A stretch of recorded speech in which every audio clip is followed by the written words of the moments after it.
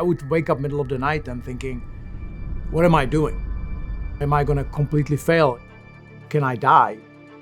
My name is George Pesek, and I climb Mount Everest.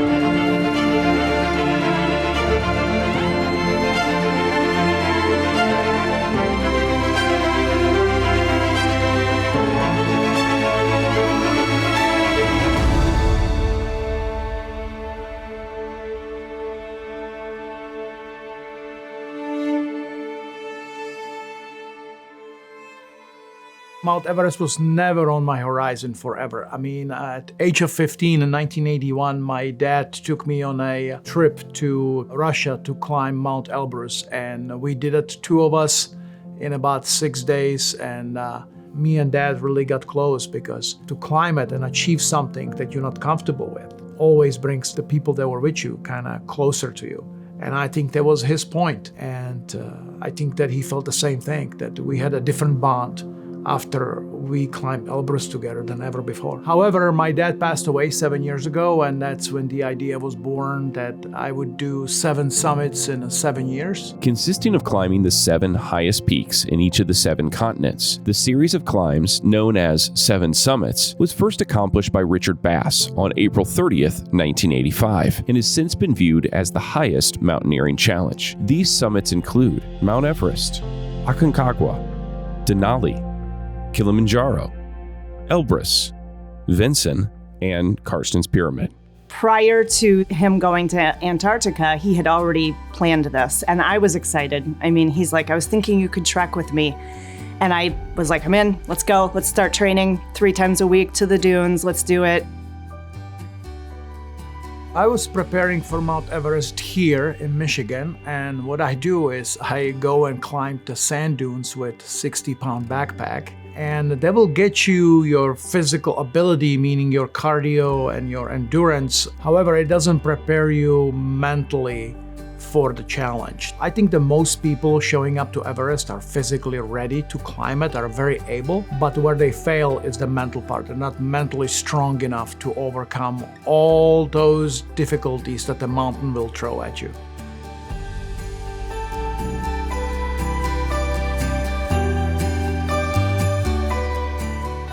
Climbing Everest, you need a team. You need a team that will provide the logistics. So I was with International Mountain Guides. They're out of Ashford, Washington, which is just at the base of Mount Rainier. And what they do, their job is they set up the tents in base camp, first camp, second camp, third and fourth. So you don't have to build your tents.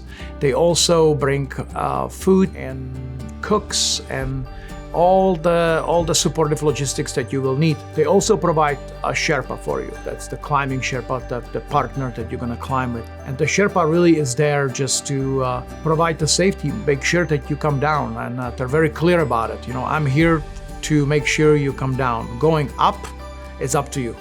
You know, that's optional, but coming down is mandatory. The Sherpa are people native to the Everest region. They came from Tibet, and their language is very similar to the Tibetan language and completely different from Nepalese language. There are people that living anywhere from 12 to 15,000 feet above sea level. That's where they were born. They're very, very good at high altitude and performing with low oxygen. And that makes them great candidates for, you know, climbing Sherpa and porters.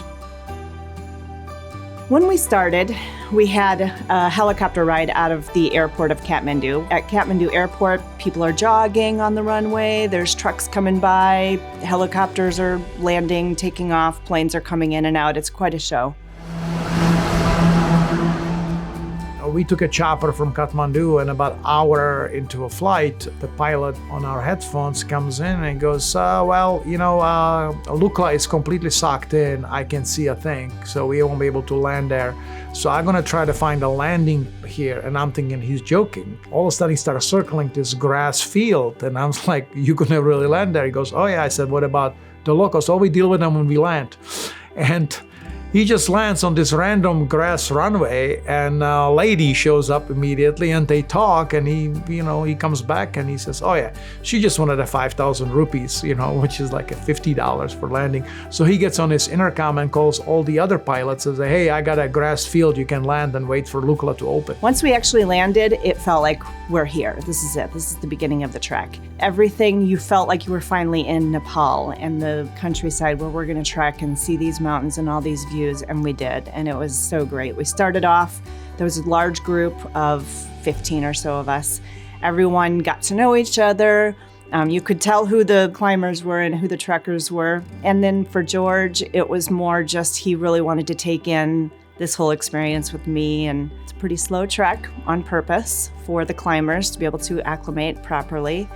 But the trek was so beautiful.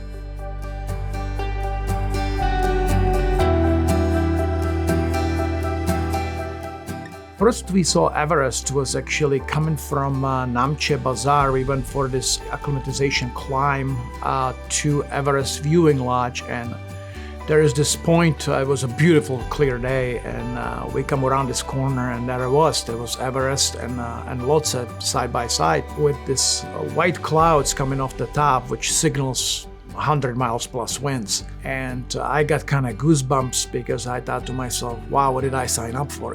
This is for real. This is amazing. Climbing Mount Everest consists of really, I would say, about 3 stages. So first is the acclimatization trek to base camp. That takes 10 days, and it's purposely done that long because you want to set the base for acclimatization. And it's very important that you arrived at base camp with really, really good acclimatization. And then from base camp, you have acclimatization rotation, which is you go up through Khumbu Ice Falls on a first acclimatization trip, and you go to Camp 1, you spend the night, you go to Camp 2, you spend the night, then you go to Camp 3, we call it a touching at Camp 3, you just spend an hour there, and come back down to Camp 2, spend the night, and you go all the way back down to base camp. Rest 3-4 days and do this over, except you skip Camp 1, so you're going from base camp to Camp 2, and then you're going from Camp 2 to Camp 3 and sleep there. So a lot of climbers now, after the 2 acclimatization rotations, they go somewhere with a rich oxygen environment. Namche Bazaar is an option, or they go all the way to Kathmandu, spend 3 days, good dinner, good night's sleep, rich oxygen, rejuvenate, come back to base camp, and then is the climbing rotation. That's the real deal. All the Sherpas, before they go climbing, even come to Khumbu Ice Falls, they need to go through a ceremony called Purja. It's really asking the gods for forgiveness that they're going to be stepping on these mountains. The mountains are very sacred, and so they bring a lama up to the base camp who performs this Purja, this ceremony, and blesses all the gear and them, and they give give offerings to their gods. And the Westerners goes through it as well, and Sherpas refuse to go up without Purja being performed. So a base camp of Everest, my first impression was huge, much bigger than I ever expected. Stretches over 1.5 miles long alongside the Khumbu Glacier. Every morning you waking up is just this unbelievable scenery, and no matter how many times you see it, saying, oh my God, I gotta pinch myself, this is for real.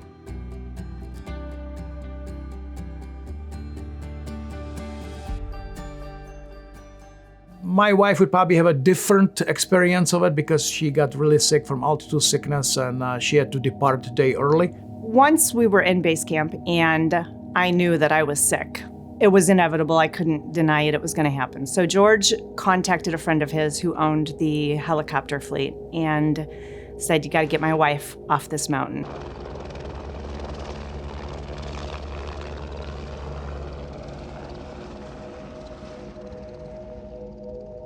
Once we did the hour-and-a-half flight back to Kathmandu, and International Mountain Guides gets me to my hotel, I get checked in, they schedule the COVID test for me to fly back home, and the test comes back negative. By the time I got home and got in the truck and drove home, it was probably another 2 days before I started feeling better. At base camp on April 11th, I celebrated my birthday, and it was really special because the Sherpas, I think either my wife or somebody must have let them know that it was my birthday, and they made a cake and did their cultural dances and singing. It was very spectacular to celebrate birthday in that fashion in a base camp of Everest. Everest is a unique environment. Everywhere you look, it's just gorgeous. And we had this climb from Camp 2 to Camp 3, which leads through a really, really steep ice face. And you're climbing as this blue ice underneath you and all the way around you, and it's a beautiful sunny day, and you just look around and like almost surreal. And this is what I experienced. We reach Camp 3 and we get hit with 70 miles an hour wind that rip out tents and everything, and you're laying there hoping that your tent will stay, and thinking, how such a beautiful mountain can be so severely, harsh at the same time. But that's the nature of climbing. I think that all climbers actually enjoy that all mountains can be super beautiful yet unforgiving. Our goal was to summit Everest and then summit Lhotse within 24 hours. And my Sherpa, Funru his name, it was his first time too. He never done Lhotse Everest within 24 hours. He done Everest 6 times and he done Lhotse twice, but always separately. Our plan of summiting Everest was kind of altered by it. We needed the speed to get back down because we knew we had to start climbing next day by 1 o'clock morning to be able to do it within 24 hours. So I get the message from George in excitement that he's going to push for the summit, and him and his Sherpa are leaving.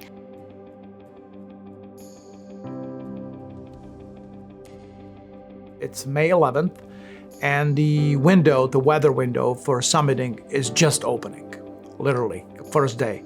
And at the high camp, we arrived there, and it was about noonish, 1 o'clock in the afternoon, and we were one of the first ones there, and there was only very few tents built. We actually had to build our tent. But then as day progressed, there was more and more people coming up. So we felt, well, we better leave early because there's going to be a lot of traffic. So we felt that 8 p.m. would be a good time to leave and summit. Climbing the summit day consists of a couple of stages. First one is from the Camp 4 to the balcony, which is a flat spot where you change oxygen bottles and then continue to Hillary Steps. So right before Hillary Steps, you change oxygen bottle again. We were much faster climbers than most of them on a hill. However, we couldn't pass them. You're on those safety lines, and it's very hard to pass these people. So we're patiently in line with 100 people in front of us. But at the balcony, we were able to pass a lot of people as they sit down, start exchanging bottles and drink and eating. We did not take any drink and eat. We just switched the oxygen bottle and were able to pass good 70 people. As we start approaching Hillary Steps, the sun came up and the sunrise happened. And I always seen pictures of Everest throwing this perfect pyramid shadow. And I always wonder how imperfect mountain can throw perfect pyramid shadow. This gotta be Photoshop. Well, at that moment when sun come up, I look to my left and there is this perfect pyramid shadow, and I just have to stop and pause like, oh my God, I am almost to the top of Everest. And that was more emotional actually reaching the summit, because from there we went through Hillary Steps, which is very difficult technical section, and you kind of concentrating on the climb. But at that moment we were on the south summit, kind of flat part, and to take it in, I had a more emotion at the south summit than the real summit. But reaching the real summit, like I mentioned, there was 11 people there, and so it was very intimate yet. To look to Tibet and all around it, and thinking there's nothing higher on earth but this. I am on the roof of the world.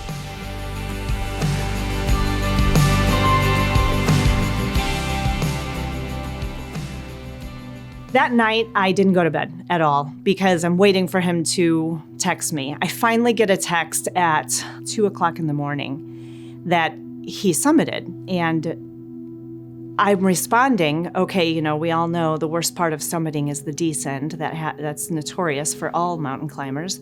So now I'm nervous because, okay, he summited, we've made it through there, now the descent, that's what I'm nervous about. The descent from Everest was unique in a sense where the traffic was horrendous.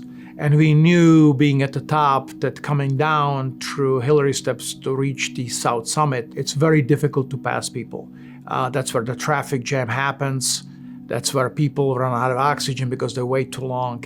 So we were in a rush, and we were fortunate enough that we had some traffic, but it was very minor. We got down to South Summit, and I turned around, and I see the Hillary Step just packed with people, like the famous picture that Nims took. And we just kind of count our blessings, like, wow, we made it. We didn't get stuck up there. And we were very much in a rush to get down, so our descent was really quick. Once you get back to the Camp 4, so most people will stop, have something to eat, to kind of take it in the experience, but then they continue. Nobody wants to stay in the dead zone. They go back down to Camp 2 as fast as they can, and Camp 2 provides the refuge. You can be rescued from there, and so it's kind of the safety. Well, we didn't have the option because we had Lhotse next day, and so we had to stay at Camp 4 at dead zone and stay on oxygen. And so it was a beautiful sunny day. The tent was kind of hot, so I opened up the tent completely, and I lay in there, and I finally ate something and drank, and I just lay there on my back and just thinking, this is unreal. I did Everest. So when we climb Lhotse, we got to the top, we take some pictures, we coming down, and all of a sudden the Sherpa goes, hey, have you checked the oxygen because I'm really low? And I looked, and I have 700 PSI, which is not enough to get down to Camp 3. Sure enough, on the way down, first he runs out of oxygen. 20 minutes later, I run out of oxygen, and we are really, really flying down this hill. My hands and my feet got really, really cold. That's one thing that I remember. And then we finally get to do main track that goes down to Camp 3, and obviously there's quite a few people coming up to Camp 4, and we have to kind of pass them. That's where my Sherpa started showcasing signs of haze. His personality changed. He became very aggressive from the sweet little kid. He started yelling at people that they were not doing this properly going up, and other Sherpas looking at me go like, who is this guy? You better control him, And we reached Camp 3. We survived, and we sitting there and drinking water. About 15 minutes into it, my Sherpa turns around. He goes, it was the quickest descent I've ever done. And I'm telling him, I said, you were very aggressive. And he says, man, I don't recall anything from the last hour.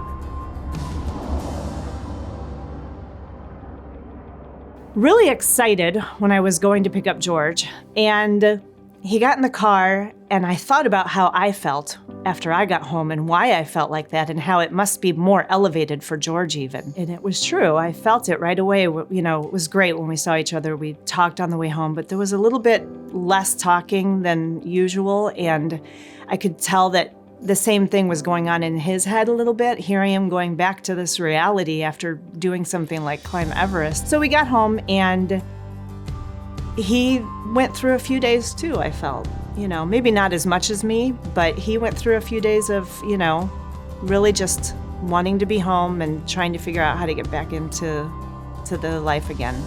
The only thing left to complete 7 summits for me is the Australian continent. And it's kind of complicated because there is a dilemma which peak it counts for the tallest peak in Australian continent. So on the mainland of Australia, there is a Mount Kosciuszko, which is like 7,200 feet, just a very short peak. But usually people bring their families and bottle wine and celebrate their 7 summits there. But now there is Mount called Karstens Pyramid, and that's in Papua, that's Papua New Guinea. And that's on the same tectonic plate as Australia, and it's 16,700 feet. So now a lot of climbers consider that to be the 7th summit. So we planning going down there in October and climbing Karstens Pyramid, but I think at the same time, since we're going to be so close, we're going to go to Australia and do Mount Kosciuszko as well. None of these climbs, especially not Everest, would happen without great support. First of all, my wife, who's just the best. And then all my employees that stand behind me are very proud and are willing to work hard and pick up the slack for me to be able to do this. And I will be forever grateful to them.